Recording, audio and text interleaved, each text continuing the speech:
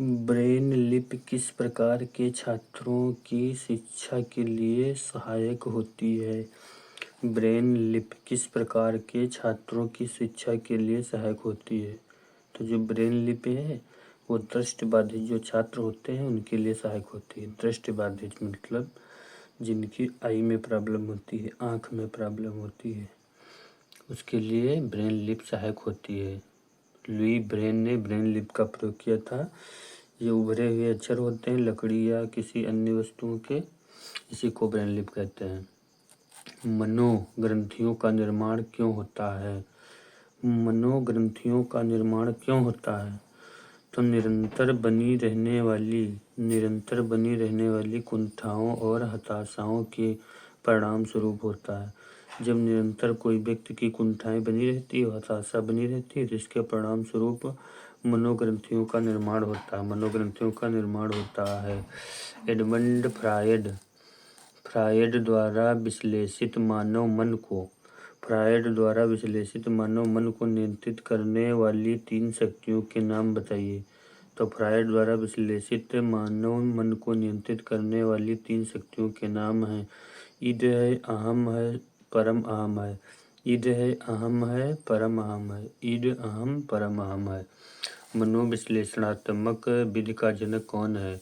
तो मनोविश्लेषणात्मक विधि का जनक है सिगमंड फ्रायड। क्या नाम है? Sigmund Freud.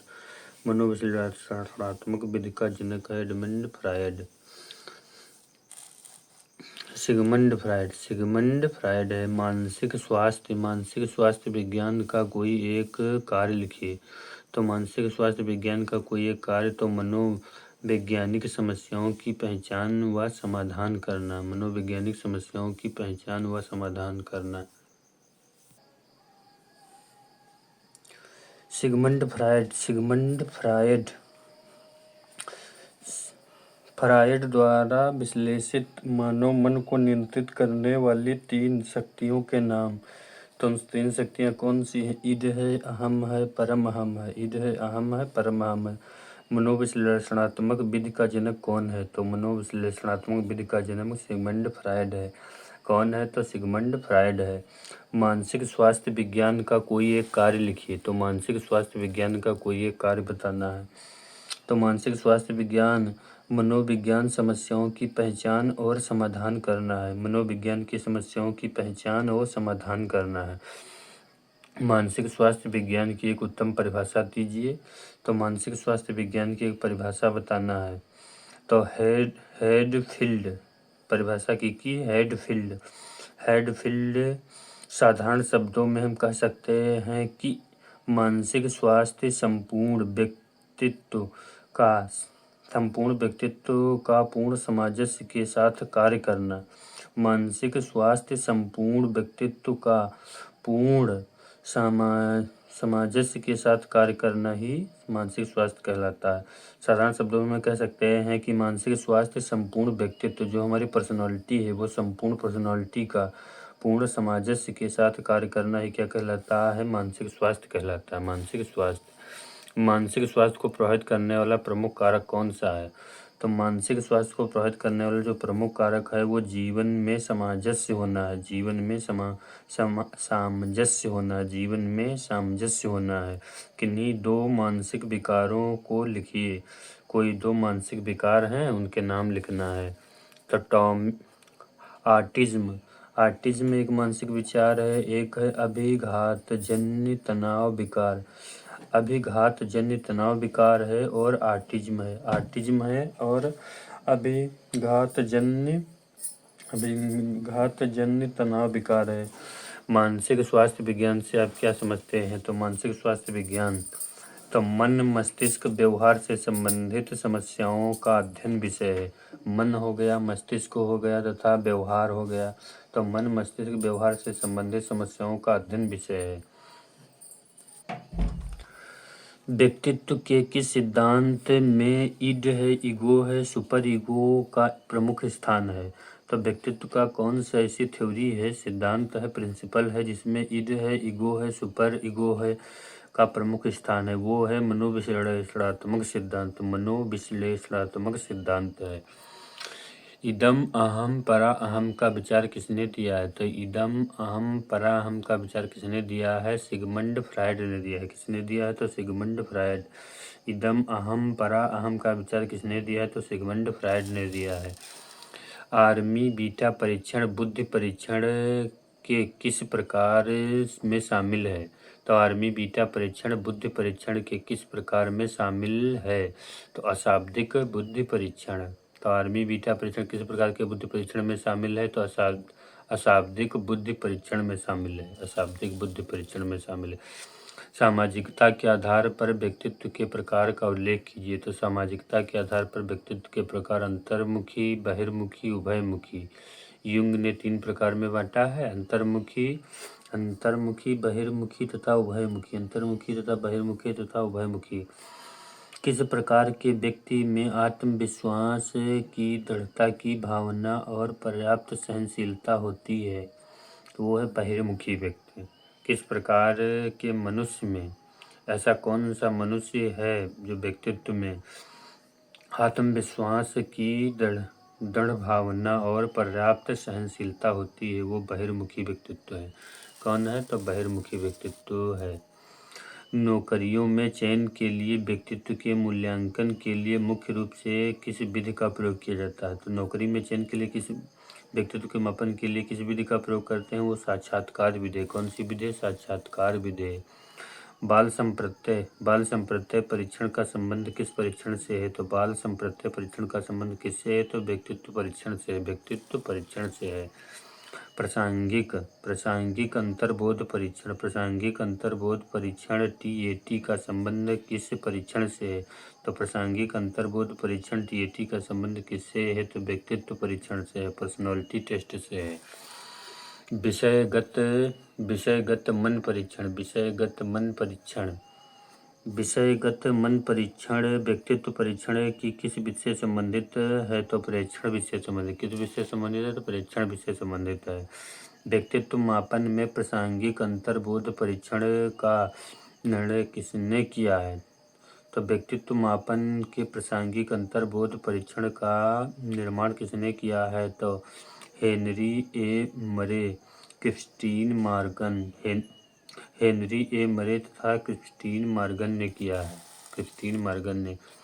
है। तो व्यक्तित्व के अध्ययन के लिए मनोविश्लेषणात्मक विधि का प्रतिपादन किसने किया है? तो एडमंड फ्रायड ने किया है। व्यक्तित्व के मनोविश्लेषणात्मक विधि का प्रतिपादन किसने किया है? तो फ्रायड ने किया है। स्याही धब्बा परीक्षण क्या है? तो स्याही धब्बा परीक्षण क्या है? रोरसा इंक प्लॉट परीक्षण व्यक्तित्व परीक्षण की एक विधि में शामिल है। तो प्रक्षेप विधि। कौन सी विधि है? तो प्रक्षेपण विधि है। प्रक्षेपण विधि है। सर्वप्रथम स्याही धब्बा परीक्षण किसने दिया? तो सर्वप्रथम स्याही धब्बा परीक्षण किसने दिया था? तो हरमन रोरसा ने। तो स्याही धब्बा परीक्षण किसने दिया था? तो रोरसा ने। बुद्धि के 4 तत्व सिद्धांत किसने दिया है? तो बुद्धि के 4 तत्व सिद्धांत। बुद्धि 4 तत्वों का समूह है। बुद्धि 4 तत्वों का समूह है किसने कहा है? तो वुडवर्थ ने कहा है। तो बुद्धि 4 तत्वों का समूह है कहने वाला कौन है? तो वुडवर्थ है। बुद्धि एकात्मक सिद्धांत के समर्थक कौन थे? तो बुद्धि के एकात्मक सिद्धांत के समर्थक कौन थे? तो वो है विनय है, टर्मन है, स्टर्न है। विनय है, टर्मन है, स्टर्न है। बुद्धि के कैसे सिद्धांत के समर्थक हैं? तो बुद्धि के एकात्मक सिद्धांत के समर्थक हैं। विनय है, टर्मन है, स्टर्न है। बुद्धि के द्विकारक सिद्धांत का प्रतिपादन किसने किया? स्पेयरमैन ने। द्वितत्व सिद्धांत का प्रतिपादन किसने किया? स्पेयरमैन ने। बुद्धि के 7 प्राथमिक मानसिक योग्यताओं का समूह किसने कहा है? तो थर्स्टन ने। बुद्धि 7 प्राथमिक मानसिक योग्यताओं का समूह यह किसने कहा है? तो यह कहा है थर्स्टन ने। थॉर्नडाइक ने बुद्धि के 3 भाग किए हैं, कौन से हैं? तो थॉर्नडाइक ने मूर्त बुद्धि, अमूर्त बुद्धि, सामाजिक बुद्धि। तो थॉर्नडाइक ने बुद्धि के कितने भाग बताए हैं? 3। कहा मूर्त बुद्धि, मूर्त बुद्धि, अमूर्त बुद्धि, अमूर्त बुद्धि, सामाजिक बुद्धि, सामाजिक। मूर्त जो दिखाई दे, अमूर्त जो दिखाई न दे, फिर सामाजिक बुद्धि है। फिर बुद्धि लब्धि सूत्र का निर्माता कौन है? तो बुद्धि लब्धि सूत्र का निर्माता टर्मन है। कौन है? टर्मन। बुद्धि लब्धि सूत्र का निर्माता कौन है? तो टर्मन है। तो टर्मन है। निम्नलिखित में से सूत्र क्या निकालने का? मानसिक आयु गुणे 100 बटे शारीरिक आयु, IQ निकालने का, बुद्धि लब्ध निकालने का यह सूत्र है। मानसिक आयु गुणे 100 बटे वास्तविक आयु। मंद बुद्धि बालक की बुद्धि लब्ध लिखिए। तो मंद बुद्धि बालक की बुद्धि लब्ध लिखिए। तो मंद बुद्धि बालक की बुद्धि लब्ध होती है 8 से 90 तक होती है। 80 से 90 तक होती है। मंद बुद्धि की बुद्धि लब्ध 80 से 90 तक होती है। यह किस सूत्र को निकालने का? उपलब्ध की आयु गुणे 100 बटे कालानुक्रमिक आयु। तो उपलब्ध की आयु गुणे 100 बटे कालानुक्रमिक आयु। यह क्या है? कालानुक्रमिक आयु। यह शिक्षा लब्ध। कौन सी लब्ध? शिक्षा लब्ध। मानसिक आयु कैसे ज्ञात की जाती है? तो मानसिक आयु कैसे ज्ञात की जाती है? तो मानसिक आयु विभिन्न बौद्धिक परीक्षणों द्वारा ज्ञात की जाती है। विभिन्न बौद्धिक परीक्षण द्वारा क्या की जाती है? ज्ञात की जाती है। विभिन्न बौद्धिक परीक्षण द्वारा। विश्वसनीयता और वैधता किस प्रकार के परीक्षण की मुख्यतः विशेषताएं हैं? तो वैधता हो गया, विश्वसनीयता हो गया, वैधता हो गया। किस प्रकार के परीक्षण की मुख्य विशेषताएं हैं? तो मनोवैज्ञानिक परीक्षण। कौन सा वैज्ञानिक परीक्षण? मनोवैज्ञानिक परीक्षण। उपलब्ध परीक्षण से क्या आशय है? विकसित कौशल ज्ञान का मूल्यांकन। विकसित कौशल और ज्ञान का मूल्यांकन है।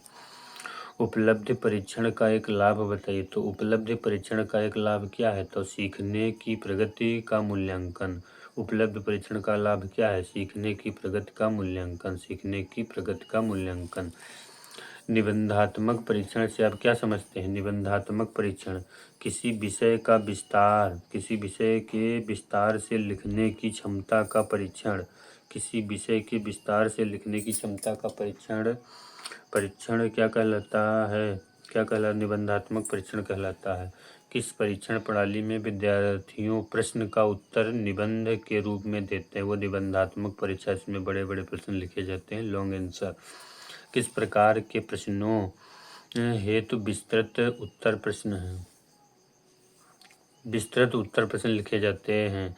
किस प्रकार के प्रश्न में विस्तृत उत्तर लिखे जाते हैं? विस्तृत। तो अपसारी है, विश्लेषणात्मक है।